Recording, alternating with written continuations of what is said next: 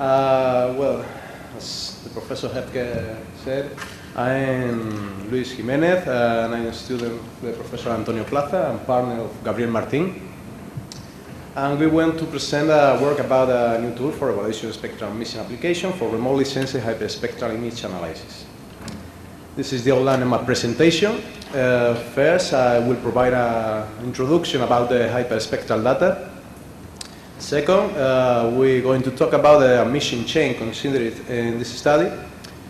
Then we will see a general view of the tool and its functions, beside a comparative result of the algorithms used. Finally, I will conclude with some remarks and future result lines.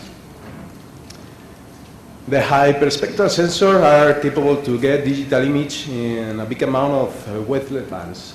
By this way, each pixel has a spectral signature.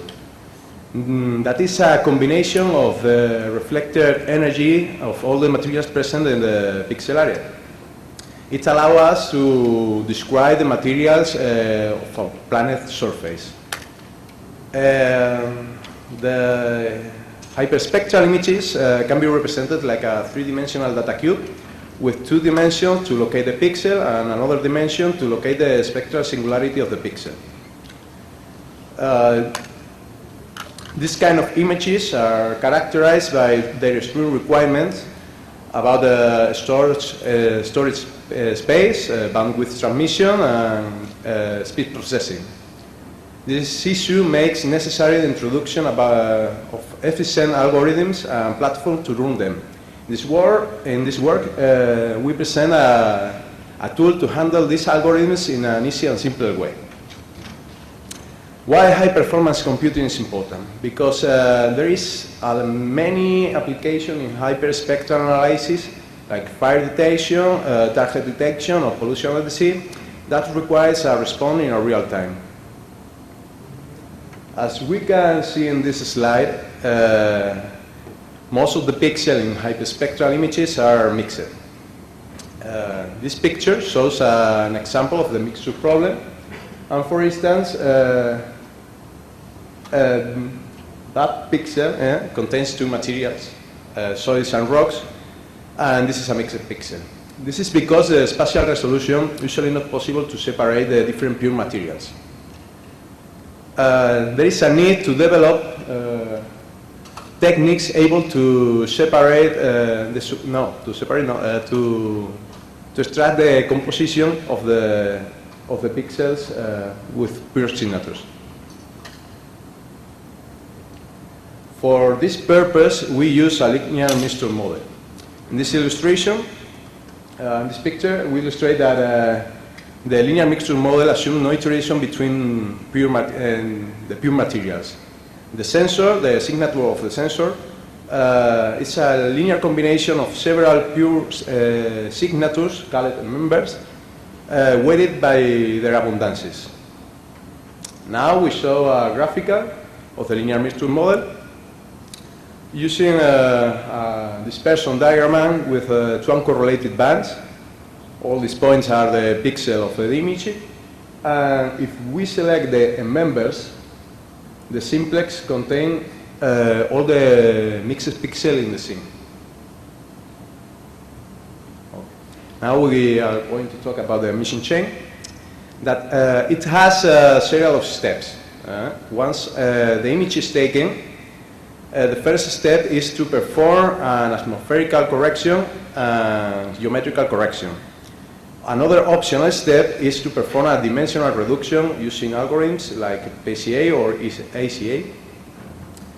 Then the next step is the extraction of the pure signatures present in the image. And as a result of this step, we get the member signatures. Finally, the last step is the abundance estimation, which is the amount of each member present in each pixel. As a result of this step, we get the abundance maps, which are 1 per member, which are the abundance of each member present in the original image. Now we will see a general view of the tool, the Hypermix tool. And the algorithms that we have implemented use a function included in the Orfeo toolbox. And on the other hand, the graphical user interface have been developed using FastLight toolkit. As we can see, we have implemented several algorithms. Although I have not mentioned, there is another optional step, which is the member estimation. It provides a value that we can use to guide us about the pure signatures that the image has. We have implemented the virtual dimensionality algorithms and the Hindsight algorithm. As a step of dimensional reduction, we implement principal component analysis. In the member extraction step, there are two kinds of algorithms. Algorithms that are using only spectral information, like those, iterative error analysis in a finder, orthogonal surface space projection, and vertex component analysis, and algorithms that are using both spatial and spectral information. Finally, in the step of abundance estimation, we have to implement unconstrained sum to 1 less square, non-negative constrained less square, and fully constrained less square. This is the main view of the tool. It's very simple. There is a menu of each step of the unmixing chain. There is 2 panels below, one for general information of the image, the dimensions and estimated members, and other panel to the paths for the files we are using. Below we can display the bands of the original image, the abundance maps, and the signatures of the pure materials.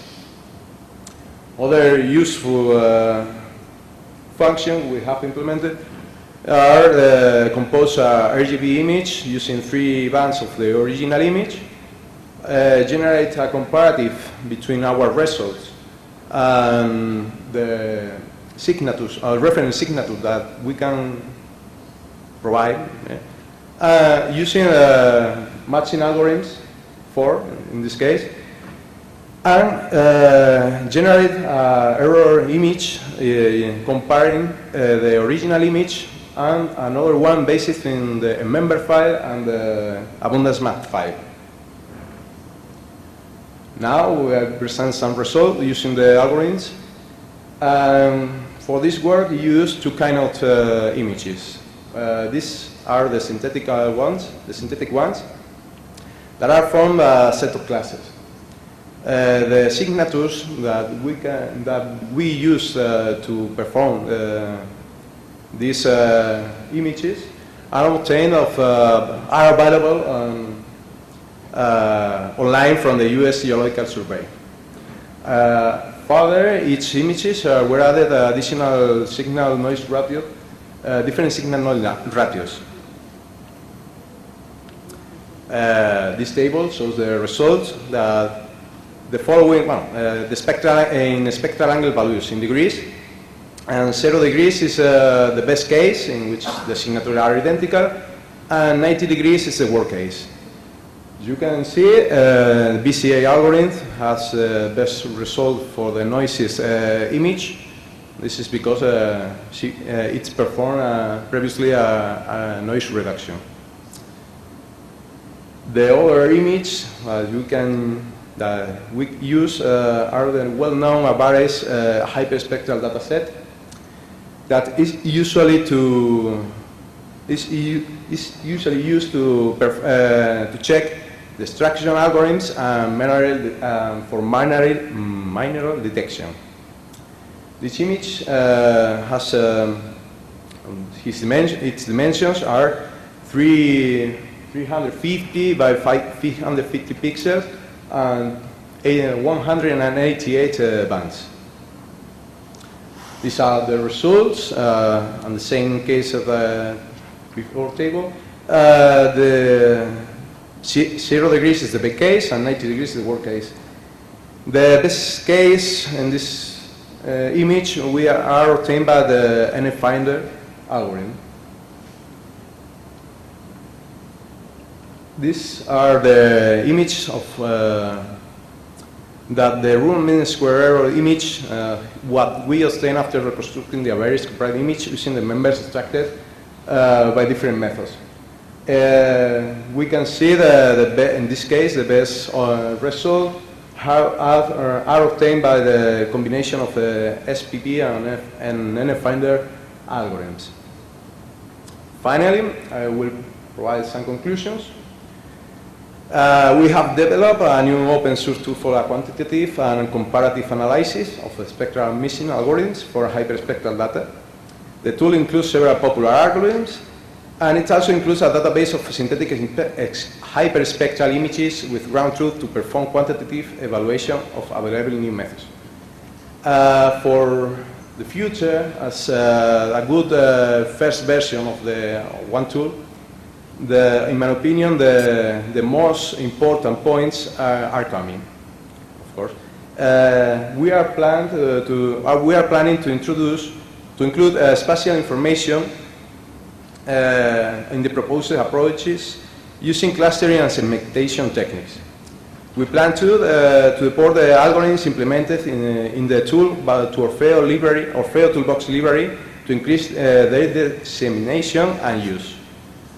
And finally, one very important point for us is to include CUDA versions of parallel computation using NVIDIA CUDA language or with a version of the algorithms that we use to process the information in GPUs.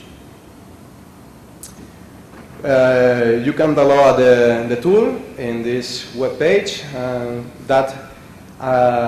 Further, we provide the fractals images data set, and also there is a user guide that you can download, and that we teach how to install the tool.